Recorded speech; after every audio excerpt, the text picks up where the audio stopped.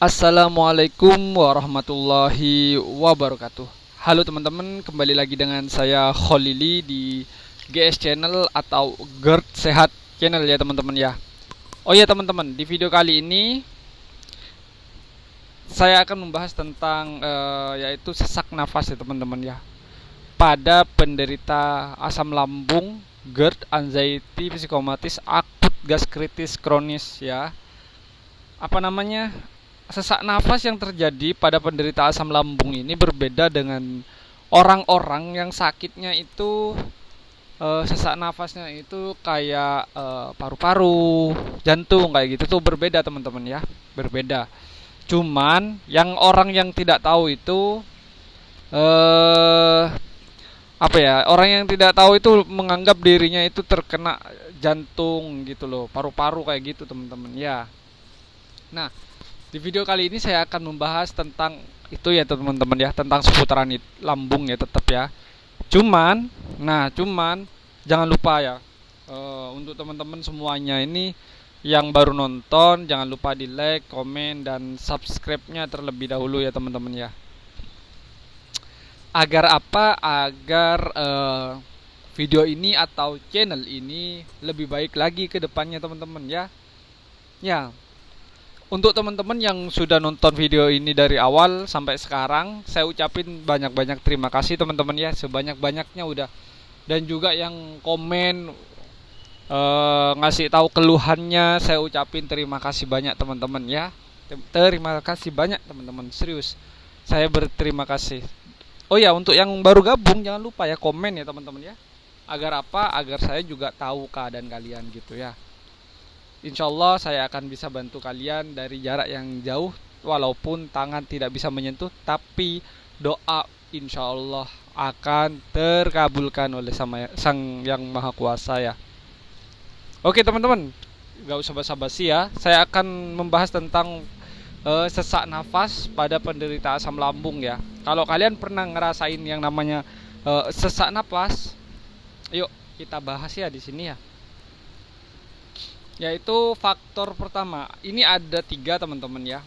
Ada 3 faktor, tapi yang paling inti yang harus kalian tangani sebenarnya semuanya, bukan cuma misalkan nih satu saya sebutkan, yang kalian atasi cuma satu, nggak bisa, karena yang 3 ini berkaitan ya, berkaitan.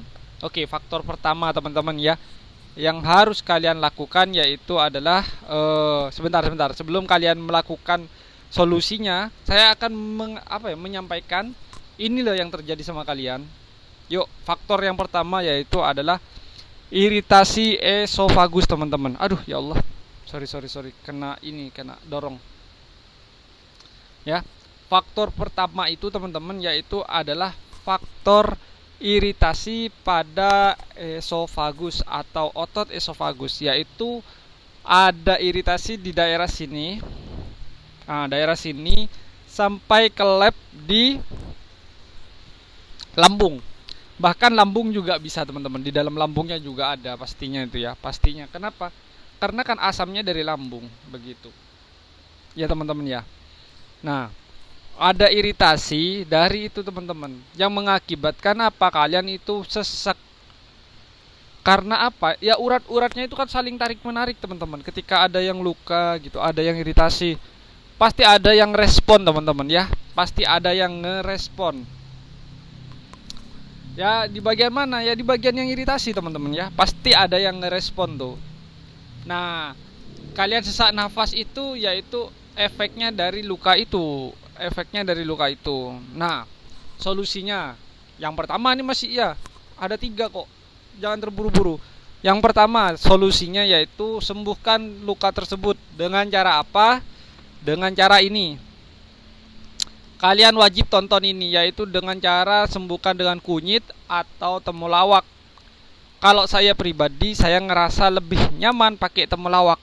Tapi kunyit banyak khasiatnya juga. Nah, jadi untuk teman-teman yang nonton video ini, coba kalian satu itu ya, salah satu itu coba. Kalau kalian minum, misalkan nyoba pakai kunyit, minum selama seminggu, ke 8 hari, 9 hari, 10 hari kamu ngerasain gak ada khasiatnya. Perut misalkan perut tetep aja kayak gitu ya. Nah, coba yang temulawak, lakukan itu selama berapa? Ya seminggu lah. Coba seminggu, coba kalian setiap hari ya. Ya paling enggak lah 7 hari. Berapa ya? 6 hari lah, 6 hari. Ke 7 harinya berhenti dulu. 8, 9, 10 kalian cek sendiri. Rasain sendiri. Ada perubahan nggak sama diri kalian? Kalau ada perubahan lanjutkan begitu. Sebulan aja kalian terapin itu. Insya Allah ya, insya Allah ada hasil. Itu yang pertama teman-teman ya. Terus yang kedua teman-teman, kontraksi otot diafragma. Ya. Ya teman-teman ya. Yang kedua itu kontraksi otot diafragma. Pemicunya itu ya biasanya ada di otot diafragma. Nah, terus saya pernah bikin video. Coba kalian lakukan latihan pernafasan diafragma. Nah, itu gunanya apa? Untuk melatih diafragma kalian, pernafasannya. Untuk melatih tersebut ya. Untuk melatih otot tersebut. Biar apa? Contoh. Orang lari sama orang yang jarang lari, ketika diadu lari, kira-kira siapa yang menang? Coba logika gini, orang gemuk yang suka lari sama orang yang kurus yang jarang lari. Ketika diadu 1 kilo, 2 kilo, 3 kilo, kira-kira siapa yang menang? Saya yakin, saya jamin, pasti yang gemuk, yang setiap hari lari. Kenapa? Karena beliau itu udah melatih yang namanya pernafasan. Berbeda sama orang yang kurus. Ada yang bilang orang yang kurus itu lebih gesit dibandingkan orang yang gemuk. Iya betul jawabannya. Cuman pernafasan teman-teman berbeda teman-teman. Orang yang gemuk itu sering lari sama orang yang kurus yang tidak pernah lari. Ketika diadu berkilo-kilo jaraknya, maka jatuh juga yang kurus teman-teman. Walaupun lebih gesit yang kurus. Kenapa kok bisa begitu? Ya karena pernafasan. Nah di faktor kedua ini yaitu kontradiksi otot diafragma. Nah, itu harus disembuhkan. Caranya gimana? Ya, latihan pernafasan biar otot latihan pernafasan diafragma. Contohnya kayak apa? Nah, kayak di video ini ya yang saya suruh coba nih, ambil nafas pakai perut, habis itu tahan di perut, keluarin. Bukan di dada ya, bukan. Nah, begitu teman-teman ya. Makanya kenapa saya menyarankan ke teman-teman untuk menonton caranya ini di video ini yang barusan nih yang saya sebutkan.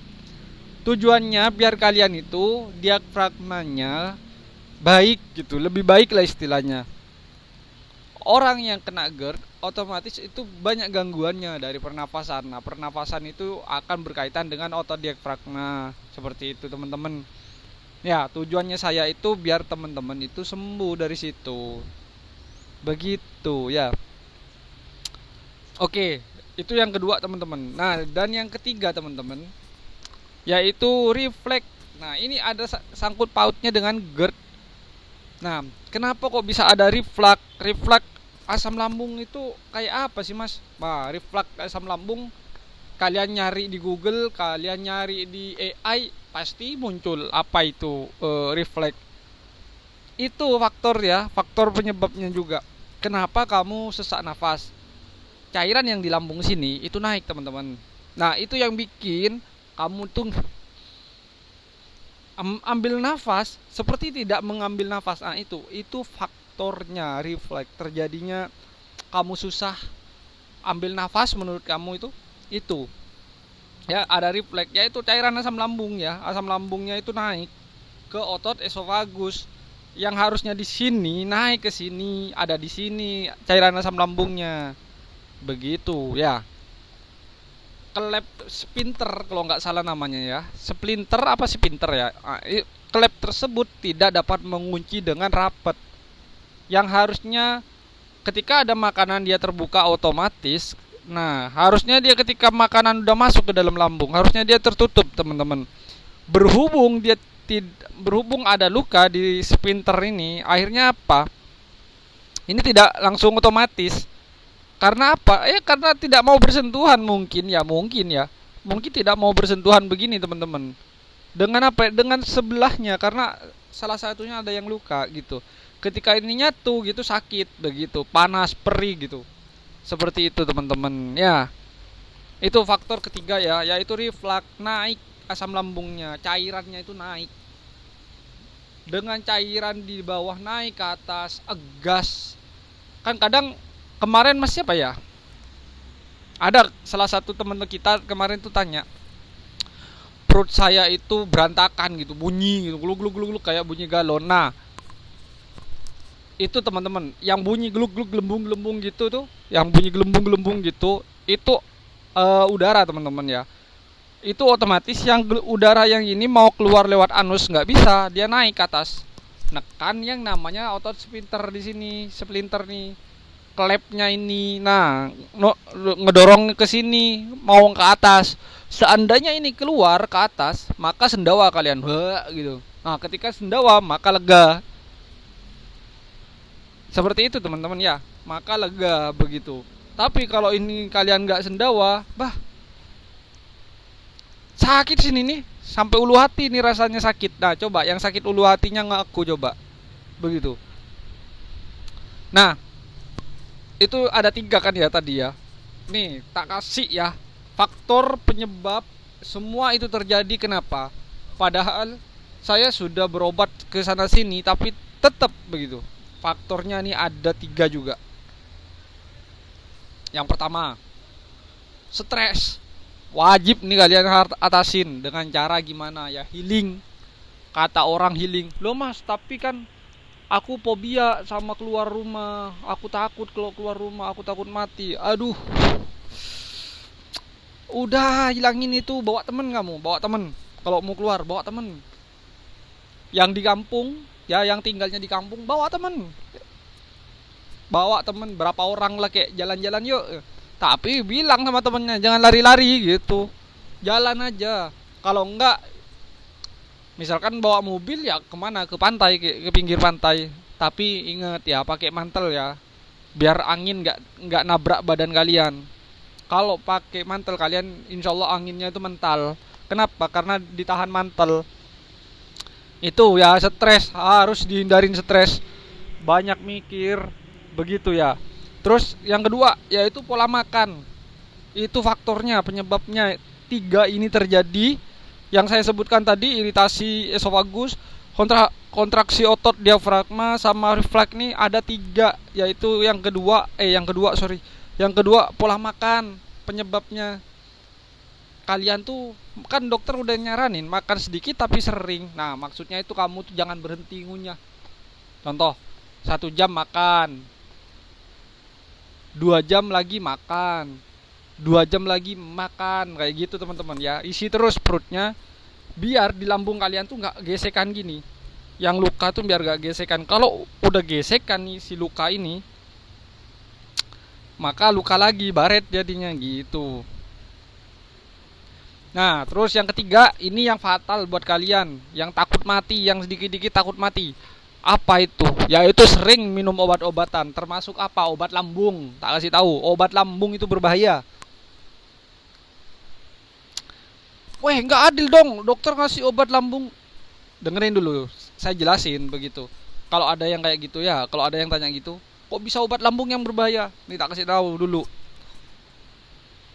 Obat lambung itu bukan menyembuhkan ke kalian, tak kasih tahu ya. Obat lambung itu bukan menyembuhkan, dia cuma stop, paham, memberhentikan sebentar. Efek obatnya hilang, kambuh deras nanti itu lambungnya berproduksi seperti itu. Jadi jangan minum obat-obatan. Dokter pun cuma ngasih 1 minggu. Setelah 1 minggu dokter gak mau ngasih lagi. Biasanya begitu.